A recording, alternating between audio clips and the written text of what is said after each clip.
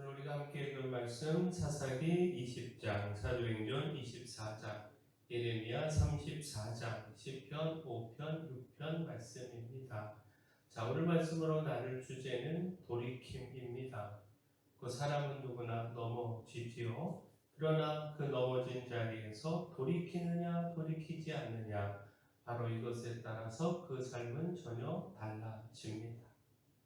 자, 오늘 말씀은 참된 돌이킴이 무엇이고 우리가 그 돌이킴을 어떻게 지켜가야 하는지를 분명히 보여주는데, 자, 먼저 돌이키지 않는 사람들에 대해 살펴보면 사사기 20장은 기브아에서 일어난 끔찍한 범죄로 인해서 이스라엘과 베냐민 사이에 전쟁이 벌어진 일을 기록합니다. 이스라엘 지파들은 베냐민에게 기브아의 불량배들을 넘겨 악을 제거하라고 요구했습니다.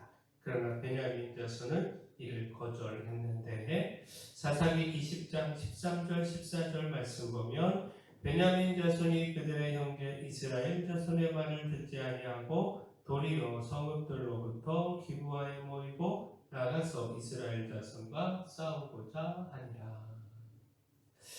자, 베냐민 지파는 분명한 죄를 인정하고 악을 제거하기보다 자기 지파 사람들을 감싸며 형제들과 싸우는 길을 선택했습니다.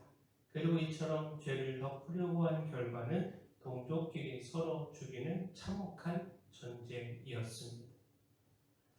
자, 죄를 인정하지 않고 돌이키기를 거부하면 죄는 더 큰 비극으로 이어집니다.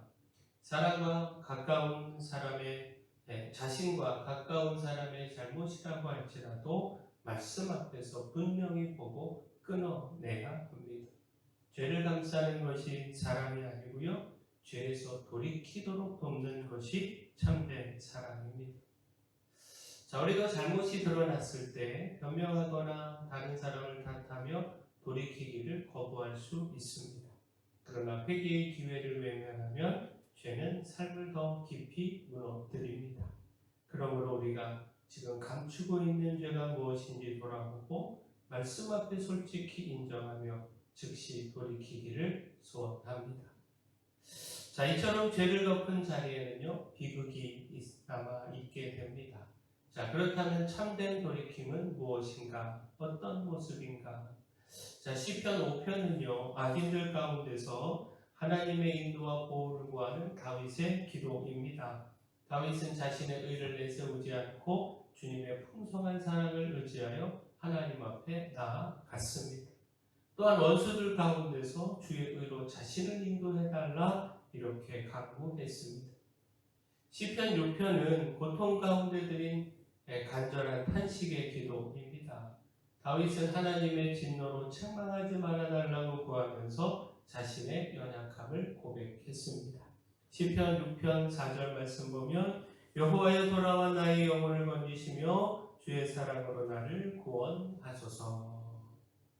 자, 무엇보다 그의 회개는 가벼운 뉘우침이 아니었는데 시편 6편 6절에 내가 탄식함으로 피곤하여 밤마다 눈물로 내 침상을 띄우며 내 이유를 적시나이다.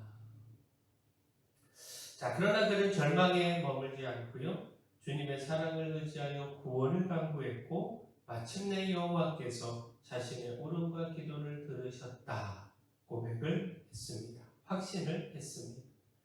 자, 우리도 죄와 고통을 가볍게 여기지 말아야 합니다. 잘못을 변명하거나 숨기지 말고요, 마음을 낮추어 하나님 앞에 나아가야 합니다. 눈물 자체가 회개를 증명하는 것은 아니지만 죄를 슬퍼하며 주의 사랑과 용서를 구하는 진실한 마음이 필요합니다. 회개의 기회가 있을 때 즉시 주님께 돌이켜야 합니다.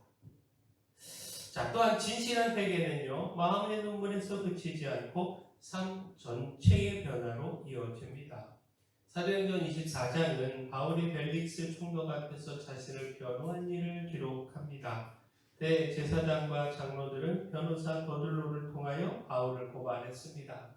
그러나 바울은 자신을 살리기 위해 복음을 숨기거나 믿음을 부인하지 않았는데 사도행전 24장 14절에서 16절까지 말씀 보면 나는 그들이 이단이라 하는 도를 따라 조상의 하나님을 섬기고 율법과 선지자들의 글에 기록된 것을 다 믿으며 그들이 기다리는 바 하나님께 향한 소망을 나도 가졌으니 곧 의인과 악인의 부활이 있으리라 함이니이다. 이것으로 말미암아 나도 하나님과 사람에 대하여 항상 양심의 거리낌이 없기를 힘쓰나이다.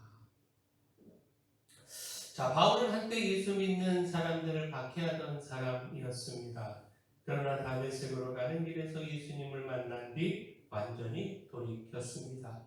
이후 그는 자신의 안전과 유익보다 복음과 사명을 앞세웠고 위기 속에서도 믿음을 숨기지 않았습니다.